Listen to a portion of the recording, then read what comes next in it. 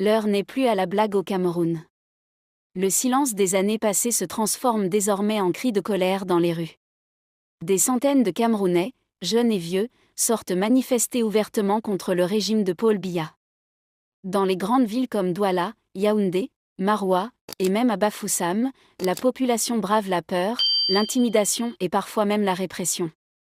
Salut à tous et bienvenue sur votre chaîne d'information de référence.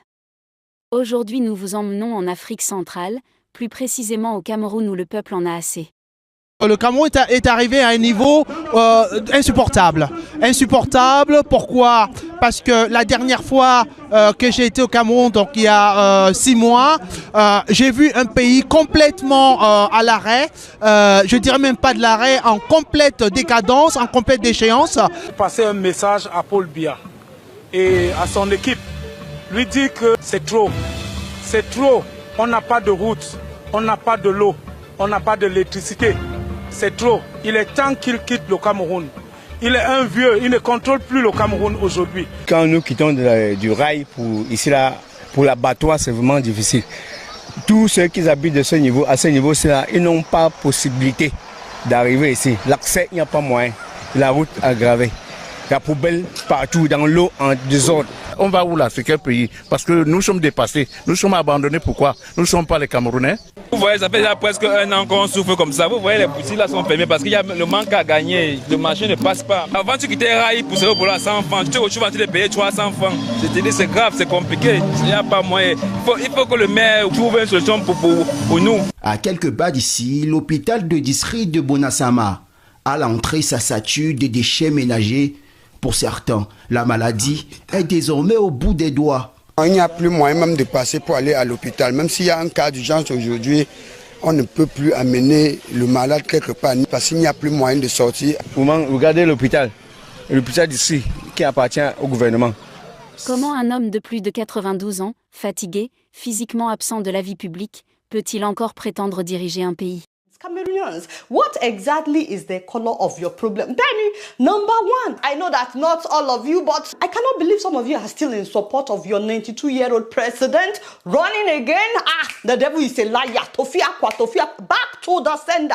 Number two, 42 years did not teach you anything. What is all these opposition parties that you keep forming, they keep banning? Why can't you guys come together and present one front, one face, so you can face...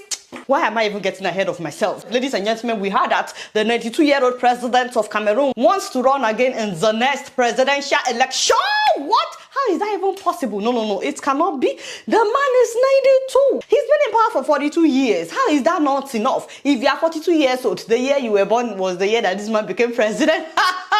The devil is a liar. That means all the Cameroonians below the age of 42 have never known any other president.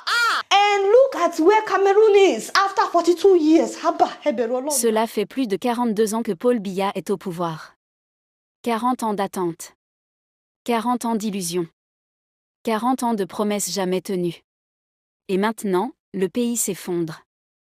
Le chômage ronge la jeunesse. Les services publics sont à l'abandon. La corruption est devenue la règle. Et pendant ce temps, un clan bien connu à Etoudi s'accroche au pouvoir. Ce clan présidentiel, entouré de barons du régime, manipule les institutions, étouffe les opposants, et se prépare même à organiser une nouvelle mascarade électorale. Mais les Camerounais ne sont plus dupes. La peur change de camp. Les réseaux sociaux s'embrasent. Les universités se réveillent. La diaspora se mobilise. Nous sommes tous immobilisés, les Camerounais de New York, les Camerounais de Washington, les Camerounais de partout, même au Canada. Des figures politiques comme Cabral Libye, Maurice Kamto, ou encore les militants de la brigade anti-Sardinard dénoncent ouvertement le système. Je viens ici pour tout le peuple camerounais. On se dit à un moment donné qu'il faut que les choses changent. Il faut qu'il fasse une passation. On veut voir quelqu'un d'autre à cette place. Quelqu'un d'autre fait ses preuves. Le peuple souffre. Donc, nous, on représente nos familles sont au Cameroun qui ne peuvent pas manifester. On fait ça pour eux. Voilà. Nous voulons le changement. Ils appellent à la fin de cette dictature silencieuse. Ce qui se passe en ce moment, ce ne sont pas de simples manifestations. C'est une génération qui dit non. Non à l'immobilisme. Non à la confiscation du pouvoir. Non à l'humiliation d'un peuple. Chers jeunes compatriotes, Chers abonnés, le Cameroun n'est pas une propriété privée. Le Cameroun n'est pas un royaume. Et Paul Biya ne peut pas être éternel. Le vent du changement souffle. Et ce vent, personne ne pourra l'arrêter.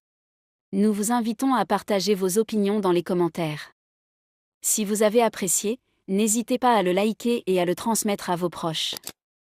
Pensez également à vous abonner et activer la cloche de notification pour ne rien manquer de nos prochaines vidéos. Votre soutien est essentiel et nous vous en sommes très reconnaissants.